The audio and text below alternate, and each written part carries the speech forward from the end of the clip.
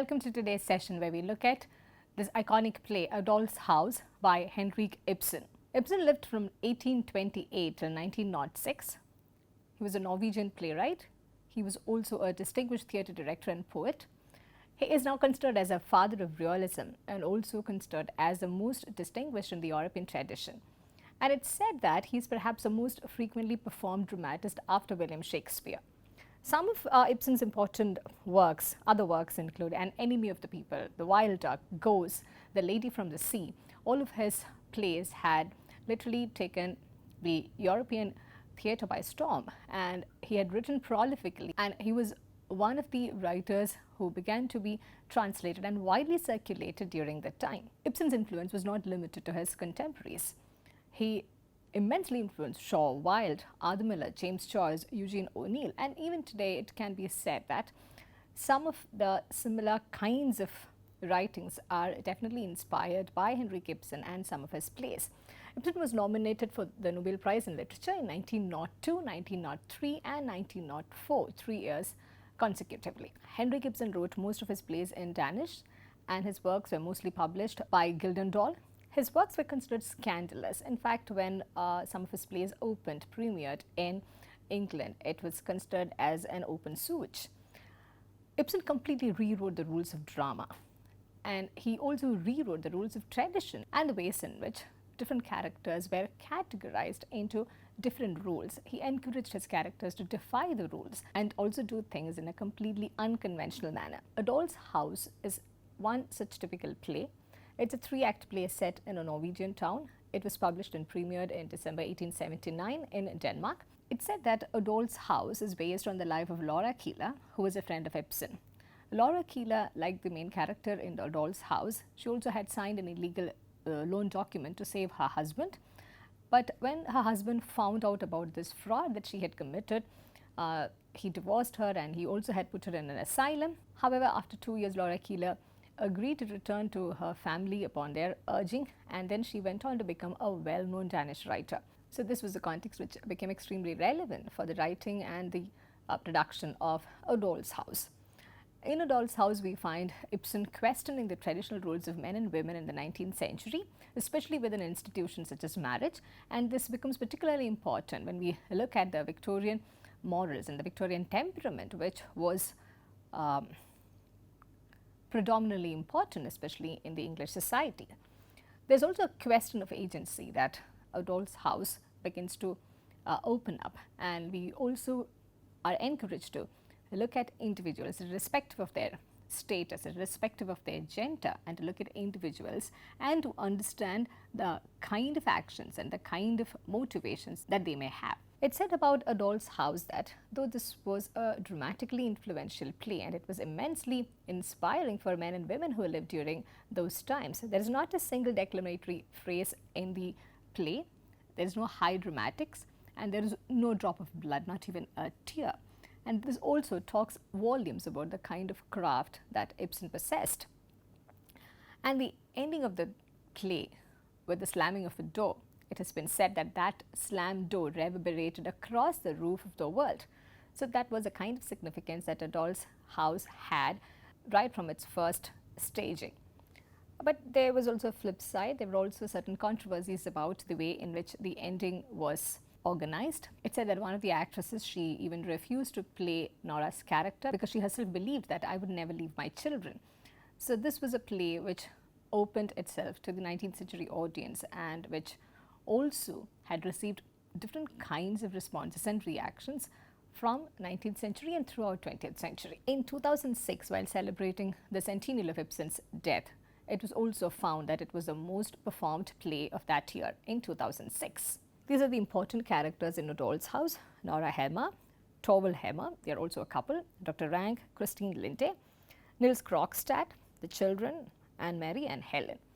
We will not be going into an in-depth analysis of all the characters, and in this course, as we've been doing, we will be introducing the text to you and we will encourage you to read that on your own. We will be focusing on a couple of characters which are very important to the shaping of this play. Nora is the most important character and even the protagonist of this play. Nora has always been treated as a doll wife, and she begins to feel that she is living inside a doll's house. It's that the crux of the play is about that epiphanic moment, that revelation that comes to Nora. Nora has always been treated as a child, as an irresponsible woman, a spendthrift. If we look at the opening of the play, it becomes very evident right at the outset. There's a way in which Torvald continuously refers to her as my lark twittering, the squirrel frisking, when did the squirrel get home, my little spendthrift, my little featherbrain, my little lark, again my squirrel. And then he also says, you're a strange little being, just like your father, always on the lookout for all the money you can lay your hands out. But the moment you have it, it seems to slip through your fingers. You never know what becomes of it. Well, one must take you as you are. It's in the blood. Yes, Nora, that sort of thing is hereditary. Interestingly, throughout the play, this is the way in which Torvald continues to treat his wife. And there's not a moment of serious discussion that they engage with. In fact, when we again meet Nora in discussion with her friend Christine, we begin to see another side of Nora, who is not entirely playful, who is also capable of taking big decisions in her life. But as far as Torvald is concerned, his wife is only a little sweet tooth who plays pranks every other day. She also begins to behave as a child in front of Torvald. We get to know that, of course, she enjoys this playful discussions that they have, but she's also somewhere deep down scared of him. She tries to hide the things that she had bought, and she is also, we get to know that she's also putting up a facade in front of him. The Nora that we meet in front of Christine, the Nora who is willing to confide things in front of Christine and who is willing to lay bare open a different kind of a personality in front of Christine, is entirely absent throughout her discussions, throughout her interactions with Torvald, her husband, with whom she's been living for the last 8 years. This is how the plot begins to unfold. It's a Christmas season. This is set in a Norwegian town. It's roughly around 1879. And when the play opens, as we have noticed, we find this playful interaction between the husband and the wife, and we also get to know that the husband does not think very highly of the wife. She's always being treated as a child. And then we move on to the segment in the play where Nora is interacting with her friend Christine, who's now going through a tough phase in her life. And Nora also confesses to her friend about a secret debt, that she had borrowed money without Torvald's knowledge. And this is something that she hopes to keep as a secret forever. And this money, incidentally, was also for Torvald's treatment. She couldn't really afford to make him feel humiliated about the debt or the fact that they needed family and she had to arrange for it. So she decides to keep this as a secret. And we get to know at this point that there is another personality of Nora that Torvald perhaps does not know about, that Nora is in fact a very sensible woman who is very sensitive to her husband's needs, and she also pretends to be otherwise because she wants to cover up these secrets in her life. The play enters a turning point with the entry of Krogstad. Krogstad is an employee under Torvald, and Torvald is now about to fire him because Krogstad had engaged in some corruption, some activity of corruption. But Krogstad, who is aware of the forgery and fraud that Nora had committed, because Nora had forged her father's signature on the loan document, and Krogstad threatens to expose Nora's fraud and forgery, and this, he thinks, would be an effective way to blackmail Torvald into taking him back. We find a series of interactions between Torvald and Nora, where Nora is trying in vain to convince Torvald not to fire Krogstad, to take him back and to forgive him. And finally, we come to a point when all the secrets are exposed. Torvald gets to know about the fraud and forgery committed by Nora. He is totally shaken and he does not know how to respond, and he ends up berating Nora. We find that the language that Torvald begins to use is in stark contrast with the tone that he used at the beginning of the play. If we could take a look at it, this is how Torvald responds on being given to understand that Nora had taken this debt and she had forged the sign of her father, and as a family now, they are in trouble because of that.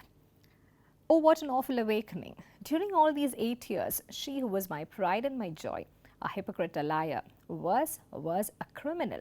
Oh, the unfathomable hideousness of it all. Ugh. And Nora says nothing. We find Nora being reduced to almost nothing throughout this interaction. And then Torvald goes on, all your father's want of principle, be silent. All your father's want of principle you have inherited. No religion, no morality, no sense of duty. How I am punished for screening him. I did it for your sake, and you reward me like this. Throughout this interaction, we find that Nora is being very, very silent. She has hardly anything to offer as a defense, but we also get to know as the play progresses that she is also perhaps processing this change in her mind. She's also becoming aware of the doll's house within which she'd been living. Nora, in her conversations with Christine, we get to know that Nora ended up taking this debt. Nora ended up doing these unethical things only because Torvald was in need of that at that hour. Torvald was very, very sick, and there was no way in which Nora could have afforded this holiday that he deserved, that he needed for his recovery in Italy. And as the play progresses, we also find Krogstad sending a letter, upon the receipt of which Torvald also realizes that the blackmailing is now over. Krogstad decides not to process this, not to take this any further. And Torvald is obviously relieved. And this is how he responds soon after. And in your agony, you saw no other outlet. But no, we won't think of that horror. We will only rejoice and repeat, it's over, all over. Don't you hear, Nora? You don't seem able to grasp it. Yes, it's over. What is this set look on your face? Oh, my poor Nora, I understand. You cannot believe that I have forgiven you. But I have, Nora. I swear it. I have forgiven everything. I know that what you did was all for love of me.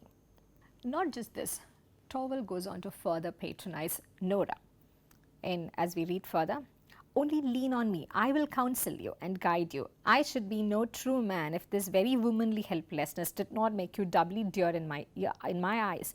You mustn't dwell upon the heartenings I said in my first moment of terror, when the world seemed to be tumbling about my ears. I have forgiven you, Nora. I swear I have forgiven you.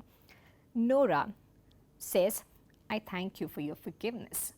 As the play progresses and as we reach the end, we realize that Nora didn't really mean this. And Nora is also processing this entire episode in her mind. Nora is reviewing the last 8 years of her life to see how she had been misjudging Torvald. And she also suddenly understands that whatever she was willing to sacrifice for Torvald, Torvald does not seem to reciprocate that. And as Torvald continues to convince Nora that he is ready to forgive Nora, we also find him emerging as more narcissistic than ever. We find Torvald, in fact, assuming an even higher moral position as he is trying to tell Nora that he is now there to take care of everything. That was only her womanly weakness and helplessness that had forced him to do so. And now he thinks it is a manly gesture from his side to forgive Nora. But he has also conveniently forgotten that he did not think it was necessary to show this manly gesture when they were going through that phase when Krogstad was blackmailing them.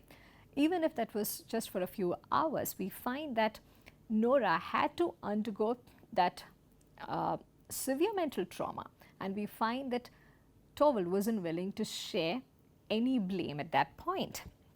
As he says, there is something indescribably sweet and soothing to a man in having forgiven his wife, honestly forgiven her from the bottom of his heart. She becomes his property in a double sense.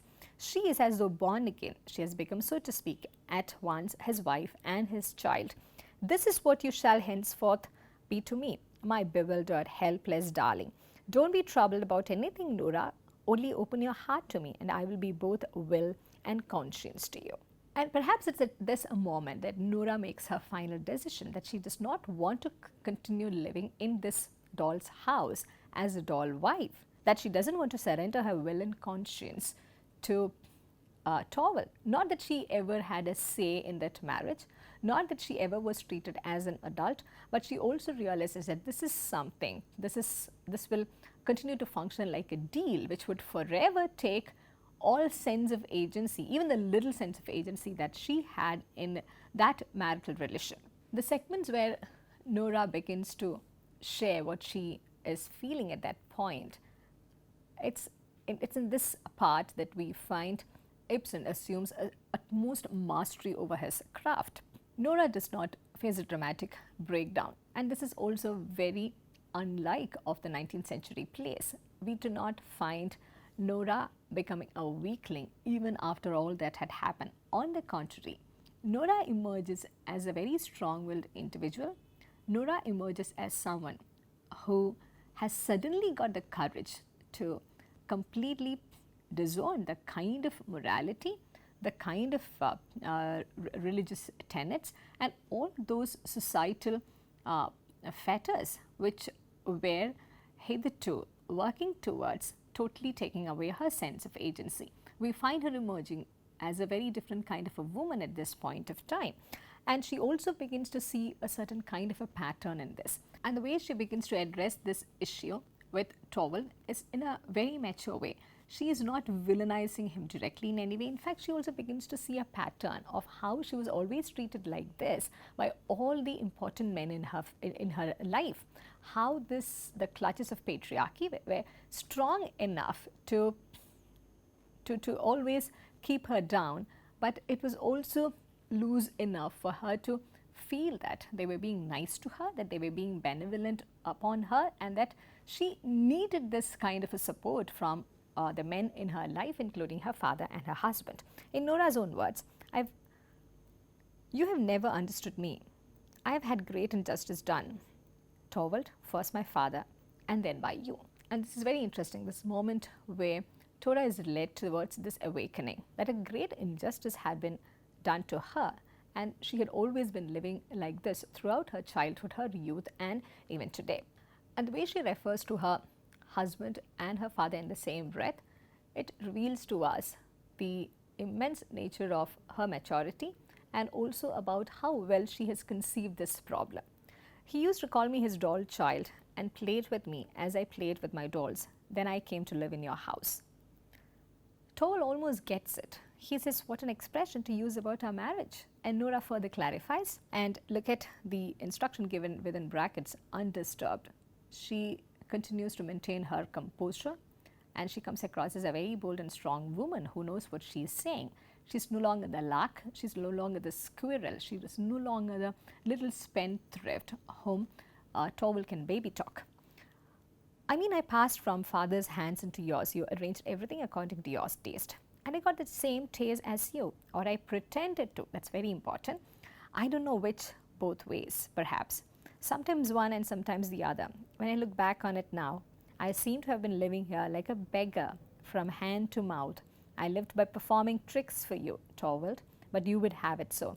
You and father have done me a great wrong. It's your fault that my life has come to nothing. The moment Nora realizes that her life has come to nothing, she's been nothing but a doll in her father's hands and in her husband's hands, she realizes that something needs to be done.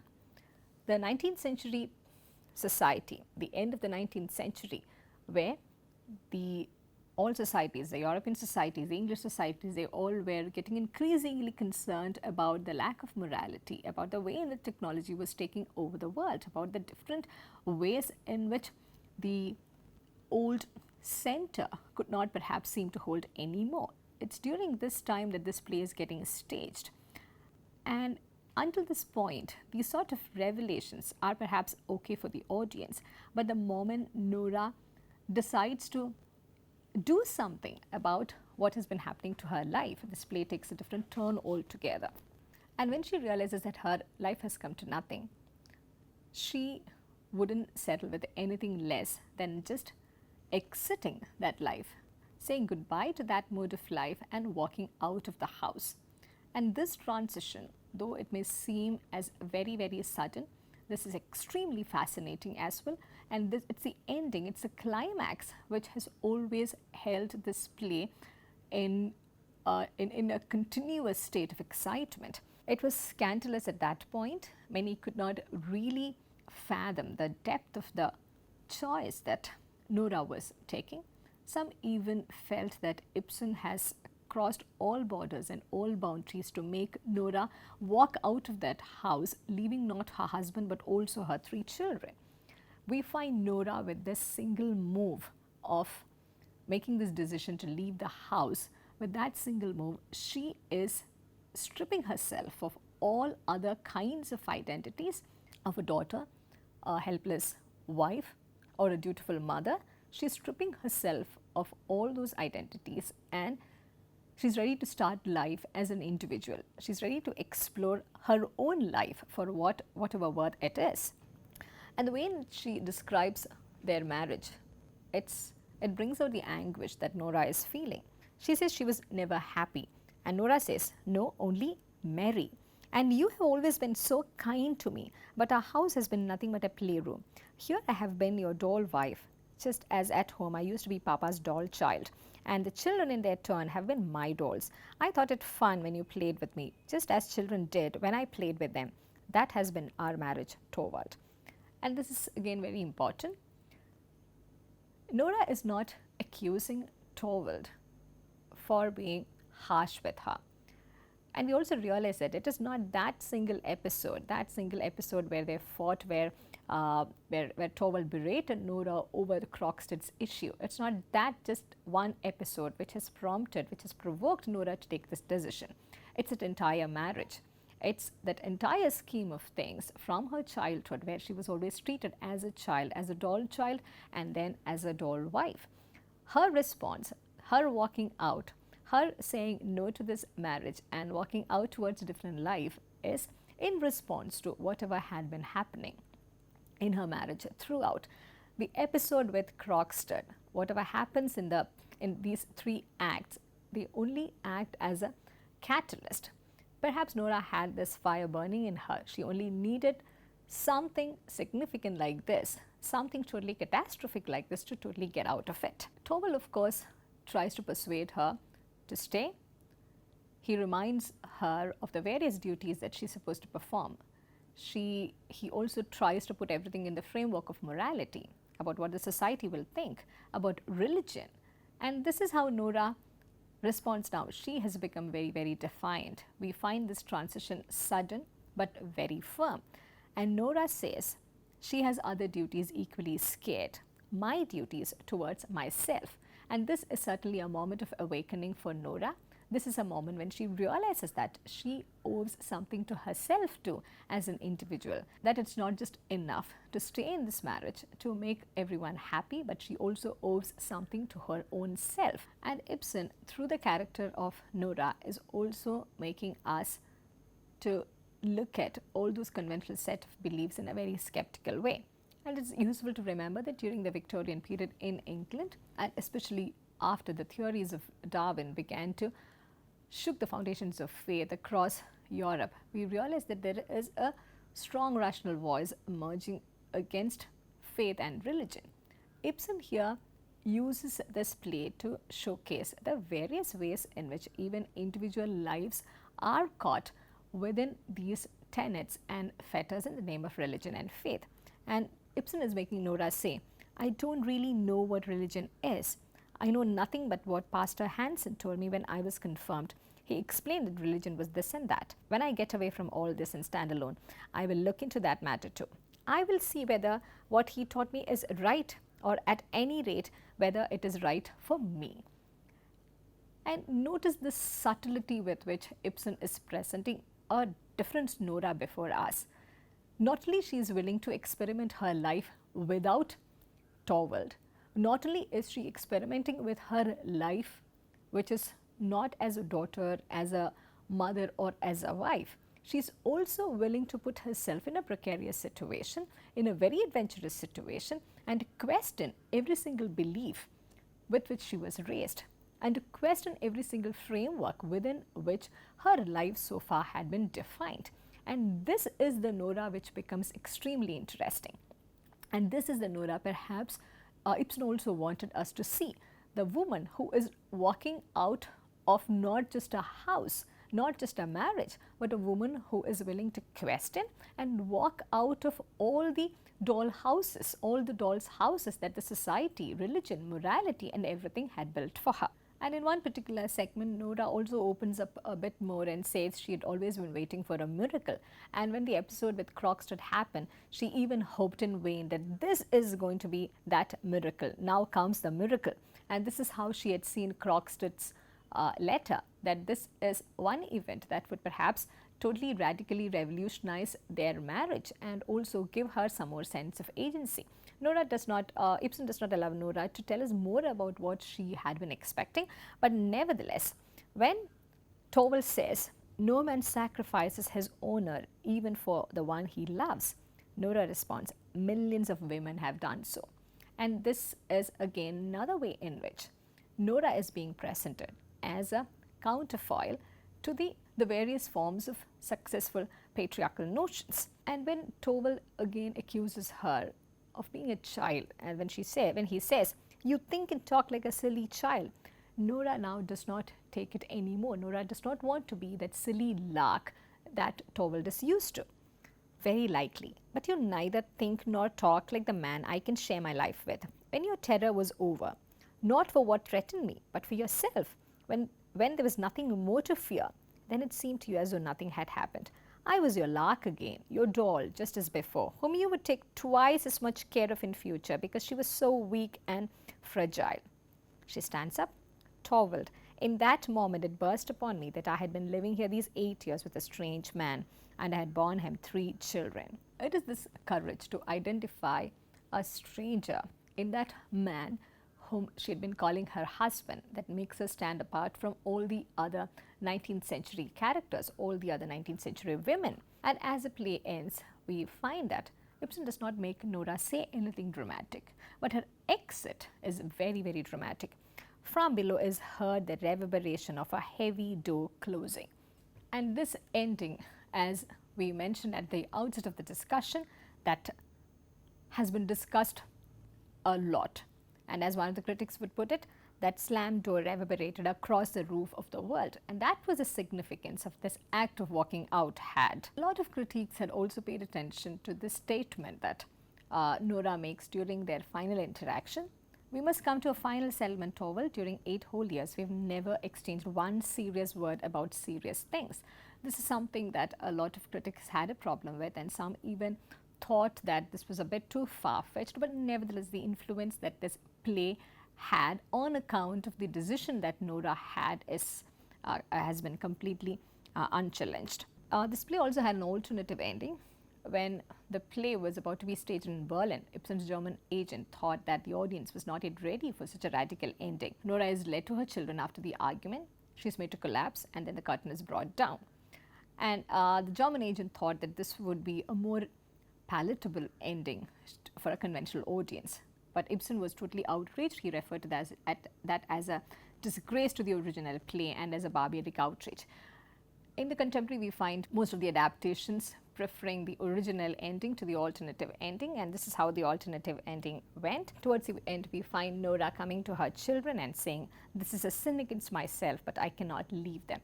And this also instantly was a preferred ending for a lot of audience during those times. And this play has had criticisms against and also for it. August Strindberg felt that Nora is oblivious of her own serious crimes.